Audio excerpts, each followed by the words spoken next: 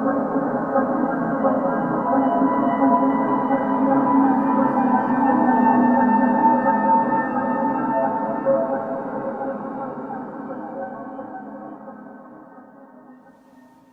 guys, it's Scott at Modeler X. Hope things are going well. So, the Klingon D7 here, we hit kind of a snag in our assembly having to do with the lighting. I'm going to fire it up here. We've got most of the secondary hulls all wired up. Fortunately, let me punch up 9 volts here. And we're not, there we go. All right, just a loose connection. So we got the interior lit, and then I had put these detail parts just for fun, which is the I just put a couple of green dots at the very end of the warp engines with a green LED in here with a piece of fiber optic sticking out the back. And as you can see, that one's working pretty good. Kind of killed the light there. Unfortunately, this one isn't.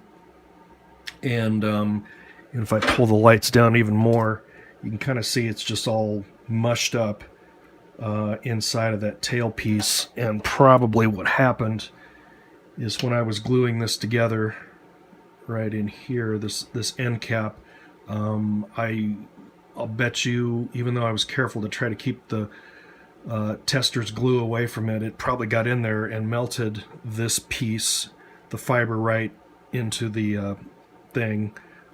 And now we're seeing that internal glow where the all the green lights just hitting the inside of the back of this thing.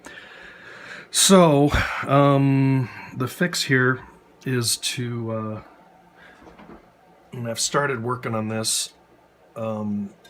I've basically taken my saw and we're going to do a little fiber optic repair. So I've cut these right here with the saw, as you can see.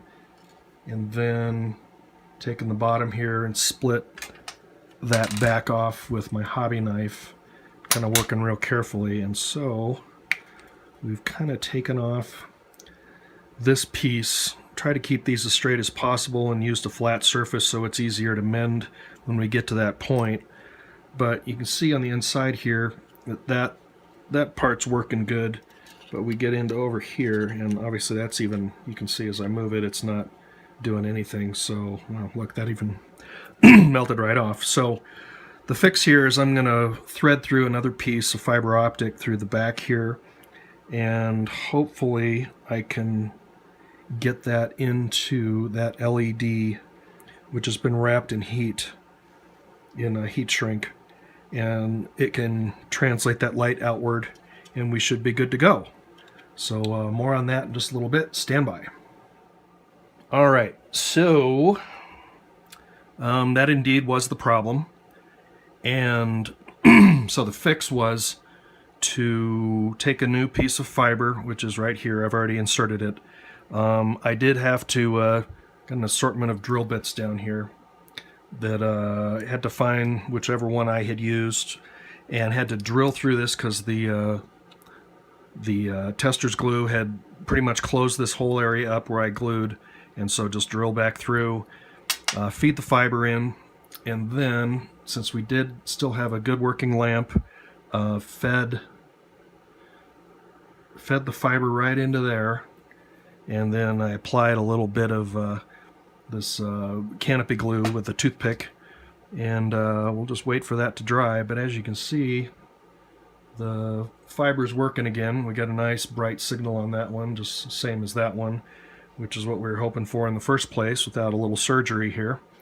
But either way, I hate having to cut models back open after I've finished a piece, because obviously we got to get back, putty and sanding, and that's, that's so much fun. But in any case, I did want this to look right. When you take the time to put all these electronics in, you hate to abandon them just because of a minor glitch.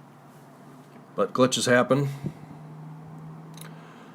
So I'll take you through a few stills of actually puttying and sanding and puttying and sanding. I think I went through two steps with the spot putty, which is the red putty, and then I finally hit it with some Mr. Surfacer 50 or 1000, and that's kind of a more liquidy. This is the Mr. Surfacer, and that's after it's sanded.